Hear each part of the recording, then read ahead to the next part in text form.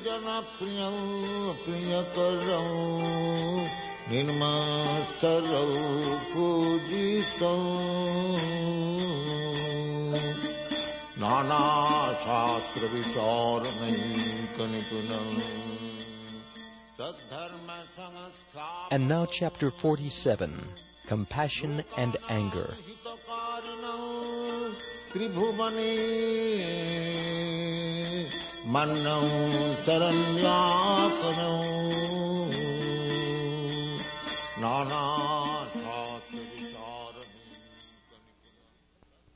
Compassion. When the ecstasy of devotional service produces some kind of lamentation in connection with Krishna, it is called devotional service in compassion. The impetuses for this devotional service are Krishna's transcendental quality, form, and activities. In this ecstasy of devotional service, there are sometimes symptoms like regret, heavy breathing, crying, falling on the ground, and beating upon one's chest.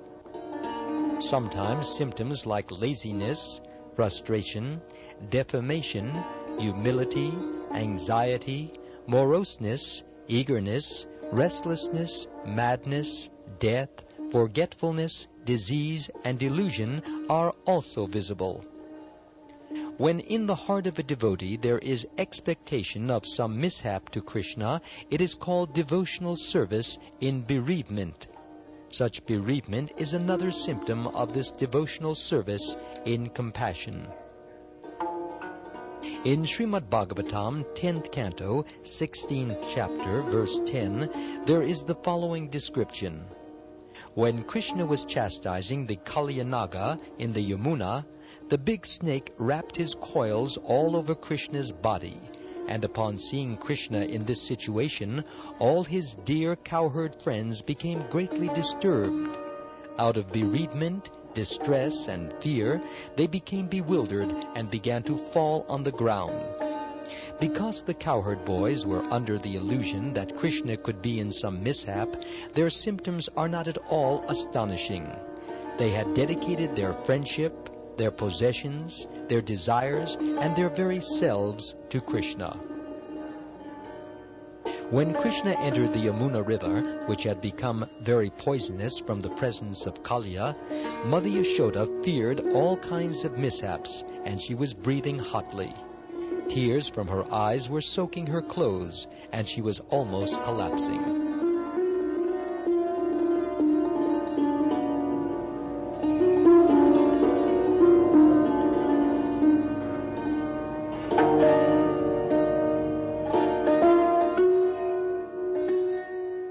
Similarly, when the Shankasura demon was attacking Krishna's queens one after another, Lord Baladev became more and more bluish.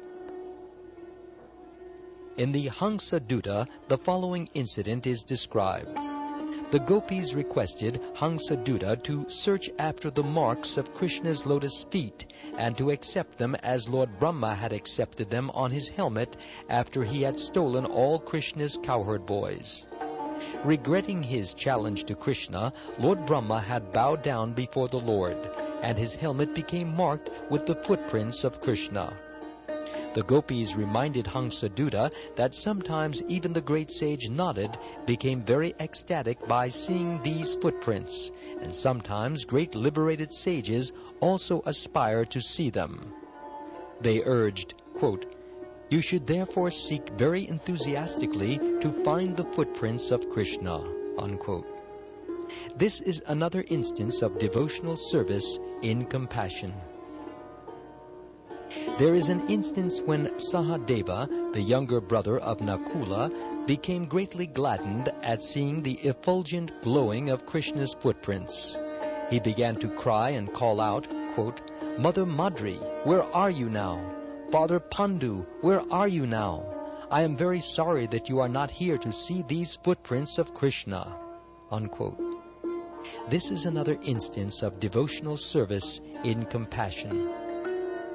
In devotional service without strong attraction to the Lord, there may sometimes be smiling and other symptoms, but never the stress or lamentation that are symptoms of devotional service in compassion.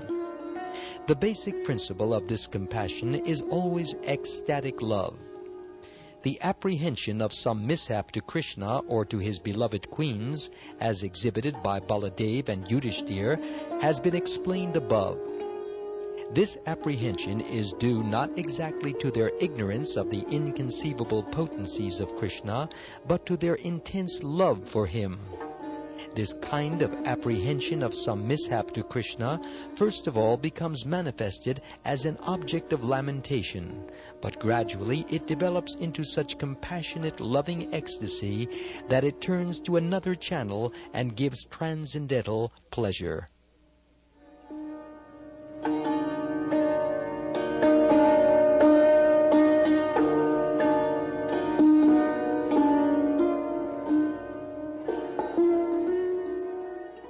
Anger. In ecstatic loving service to Krishna in anger, Krishna is always the object. In Vidagdha Madhava, 2nd Act, verse 37, Lalita Gopi expressed her anger, which was caused by Krishna, when she addressed Srimati Radharani thus, quote, "My dear friend, my inner desires have been polluted. Therefore I shall go to the place of Yamaraj. But I am sorry to see that Krishna has still not given up his smiling over cheating you. I do not know how you could repose all your loving propensities upon this lusty young boy from the neighborhood of the cowherds." Unquote. After seeing Krishna, Jarati sometimes said, quote, "O you thief of young girls' properties, I can distinctly see the covering garment of my daughter-in-law on your person." Unquote. Then she cried very loudly, addressing all the residents of Vrindavan to inform them that this son of King Nanda was setting fire to the household life of her daughter-in-law. Similar ecstatic love for Krishna in anger was expressed by Rohini Devi when she heard the roaring sound of the 2 falling Arjun trees to which Krishna had been tied. The whole neighborhood proceeded immediately toward the place where the accident had taken place, and Rohini Devi took the opportunity to rebuke Mother Yashoda as follows, quote, "You may be very expert in giving lessons to your son by binding him with rope, but don't you look to see if your son is in a dangerous spot? The trees are falling on the ground, and he is simply loitering there." Unquote. This expression of Rohini Devi's anger toward Yashoda is an example of ecstatic love in anger caused by Krishna.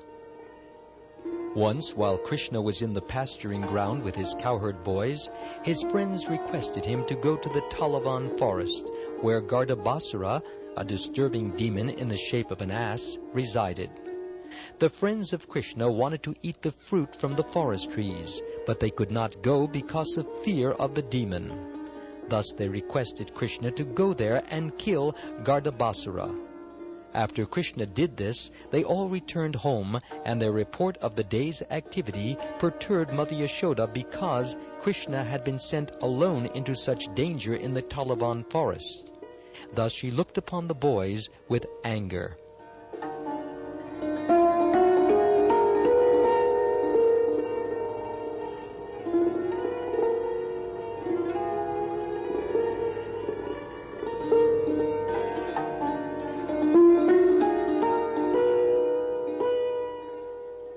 There is another instance of anger on the part of a friend of Radharani's.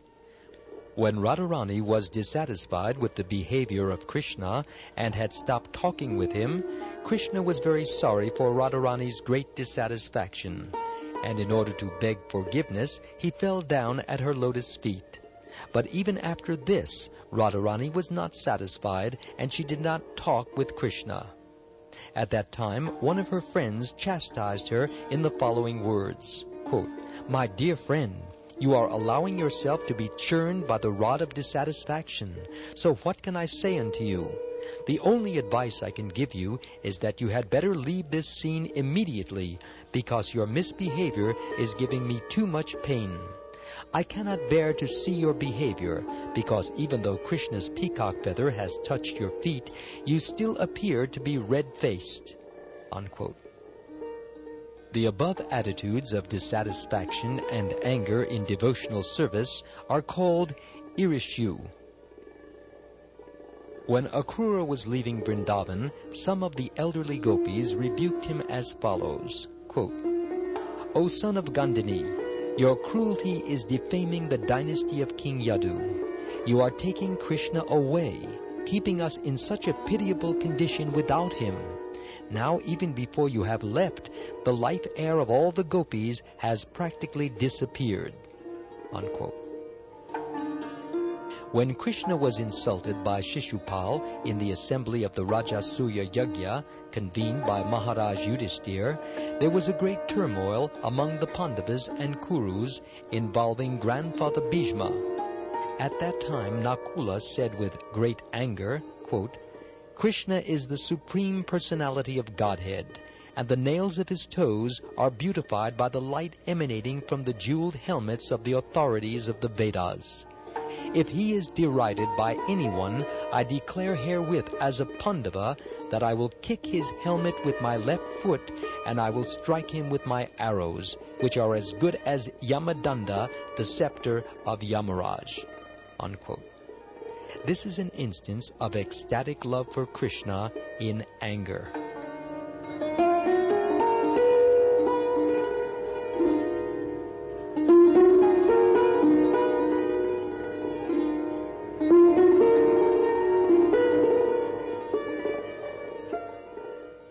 In such a transcendental angry mood, sometimes sarcastic remarks, unfavorable glances, and insulting words are exhibited. Sometimes there are other symptoms, like rubbing of the two hands, clacking of the teeth, clamping of the lips, moving of the eyebrows, scratching of the arms, lowering of the head, rapid breathing, uttering of strong words, nodding of the head, yellowishness at the corners of the eyes, and trembling lips. Sometimes the eyes turn red, and sometimes they fade, and there are sometimes chastisement and silence. All these symptoms of anger may be divided into two parts: constitutional and unconstitutional, or permanent and temporary symptoms. Sometimes great emotion, bewilderment, pride, frustration, illusion, impotence, jealousy, dexterity, negligence, and signs of hard labor are also manifest as unconstitutional symptoms. In all these humors of ecstatic love, the feeling of anger is accepted as the steady factor. When Jarasandha angrily attacked the city of Mathura, he looked at Krishna with sarcastic glances. At that time, Baladev took up his plough weapon and gazed upon Jarasandha with colored eyes. There is a statement in the Vidagdha Madhava wherein Srimati Radharani, in an angry mood, addressed her mother, Purnamasi, after she had accused Radharani of going to Krishna. She said, quote, "My dear mother, what can I say to you? Krishna is so cruel that he often attacks me on the street, and if I want to cry out very loudly, this boy with a peacock feather on his head immediately covers my face so that I cannot cry. And if I want to go away from the scene because I am afraid of him, he will immediately spread his arms to block my path. If I piteously fall down at his feet, then this enemy of the Madhu demon, in an angry mood, bites my face. Mother, just try to understand my situation and don't be unnecessarily angry with me. Instead, please tell me how I can save myself from these terrible attacks of Krishna." Unquote. Sometimes among contemporary personalities, there are signs of ecstasy in anger because of love for Krishna. An example of such anger was exhibited in a quarrel between Jatila and Mukara. Jatila was the mother-in-law of Radharani, and Mukara was her great-grandmother. Both of them were talking about Krishna's unnecessary harassment of Radharani when she was walking on the street. Jatila said, "You cruel-faced Mukada, by hearing your words my heart feels like it is burning in a fire." And Mukada replied, "You sinful Jatila, by hearing your words there is aching in my head. You cannot give any evidence that Krishna has attacked Radharani, the daughter of my granddaughter Kirtida." Once when Radharani was taking off the necklace given to her by Krishna, Jatila, her mother-in-law, told a friend, quote, "My dear friend, just see the beautiful necklace that Krishna has presented to Radharani. She is now holding it, but still she wants to tell us that she has no connection with Krishna. This girl's activities have disgraced our whole family." Unquote. Natural jealousy of Krishna by persons like Shishupal cannot be accepted as ecstatic love in anger with Krishna.